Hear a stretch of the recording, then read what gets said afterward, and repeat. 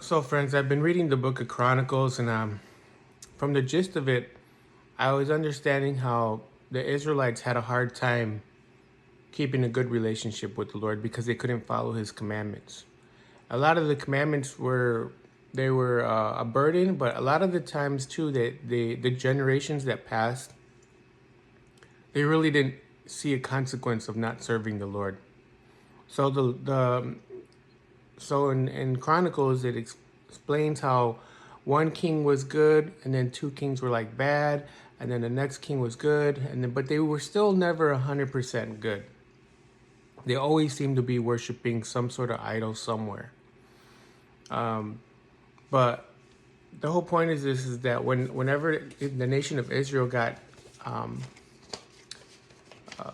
attacked by the surrounding nations, it was because God punished them. He was punishing. He wanted to humble them to the point where, don't look for other gods. Just go directly to Him. So that's kind of like what I'm trying to explain in this message is that the real Christians, like once you're like really repentant, you want to seek God with your whole heart, mind, and soul. Your all your strength, and you want to just always keep your eyes focused on Him, because the world right now has, especially during this election period, is like even a lot of believers are putting their focus on what party they have to be to. They have to choose left or right, and it's just sad because their focus is on basically a person who is elected to be in charge of a whole country, a whole nation. So can you be partaking from this table and the other table at the same time? Saying, well, I worship God, but at the same time, it's my duty as a citizen to take care of what's here on earth. So you're automatically splitting two tables. Like, I believe in Jesus, but at the same time, I also believe in the politics. So what is that? Is that okay in as a believer to be partaking of two different tables? Do they even go together? Do they match? Do they mix? Well, there's a couple examples in the scriptures that help us to remember that when you're fixed on the Lord, you're fixed on the Lord.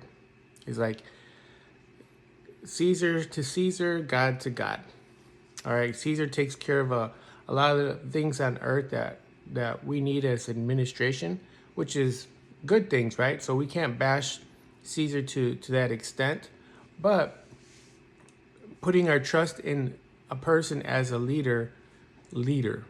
All right, there's a difference between following a leader versus, I guess you can say the administration.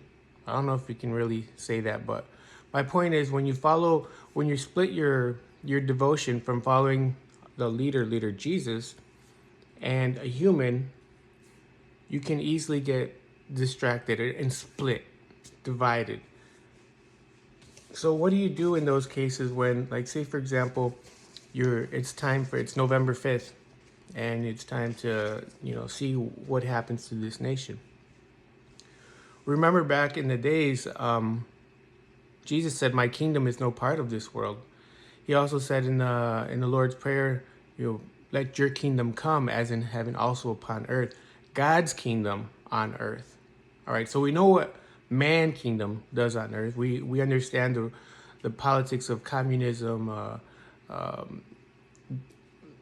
capitalism, socialism, whatever, all those isms, right? Which is set up by man.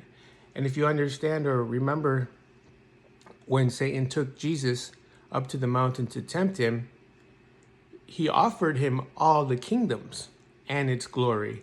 So think about it. All the kingdoms are Satan's. So in one shape, in some kind of form, that they are under his authority. So as a Christian, you want to kind of think about who you're voting for. Another example too is when Pontius Pilate He didn't want to execute Jesus, but he ultimately did. And well, even before that, when Peter cut the ear off of that one soldier, the Roman soldier, and Jesus had to he miraculously put it back. Jesus said, "Don't you think I can call my own military?" He said, "I could call 12 legions of angels, and I could have taken care of this myself." So Jesus has his own military, but he chose not to use it. Again, saying that his kingdom, his government, was a different government. And again, he even told that to Pontius Pilate later that day. It was like, "Are you a king?" He's like, "You yourself said it."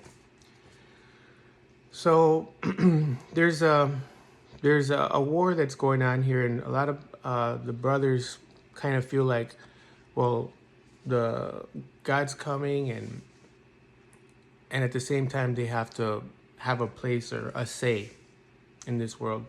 Remember that the Jewish community amongst the Christians, or say the Jews, were the ones that executed Jesus. So there was Jews that were bad. Those were the ones that actually initiated this persecution. So today it's kind of the same thing. You'll see a lot of Christians picking sides, even though they are maybe important topics, but they pick a side. And so they're just the mere fact that they get involved in it tells them that they're still in Babylon. They're still wanting to fight for those kings. It's like when the Israelites were unhappy about the way things were going in the wilderness because they had no king, they had no ruler.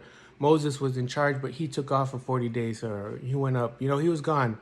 So right away they wanted to go back to Egypt, back to where there was a ruler, a establisher, because they didn't really have their faith in the Lord 100%. So God showed them the way.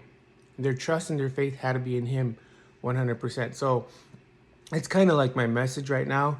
There is a difference between loving God with your whole heart, mind, and soul. There's a difference when you hear the words in John 14:6, where I am the way, the truth, and the life. All right. Nobody comes to the Father except through him, right? So he is the way. So when we stay focused on the way, all this other extra noise that we hear doesn't distract us. So we're not getting sucked in. We're not getting manipulated into what the devil wants us to do. He wants to distract us. And that's going to be the difference between the real Israelites. Remember, like the real ones that heeded the warning, scattered. They got out of Jerusalem before the Romans destroyed it. So again, the real Christians that are hearing the voice, they're not going to be the majority. In other words, it's going to be a select few that actually understand that you can't be part of this world. And I'm not saying that we're Martians or anything, but you can't really be focused on this world or what it's offering, because that you would still be stuck in Babylon. Anyways, hopefully this resonates with somebody and helps you understand our position. And it's not even a position of being neutral. A lot of people saying, well, I don't pick sides. Well, just by saying that, you're in the middle. You're lukewarm, because you're neither hot nor cold. So even that, just saying, well, I'm going to just play it safe and not say anything. Well, that's also an answer of like, okay, well, I fear man. I fear what man can do to me. But we don't want to fear man. We want to just basically stay true to our Lord, and just stay strong and stay focused on Jesus 100%. All right, guys, thank you.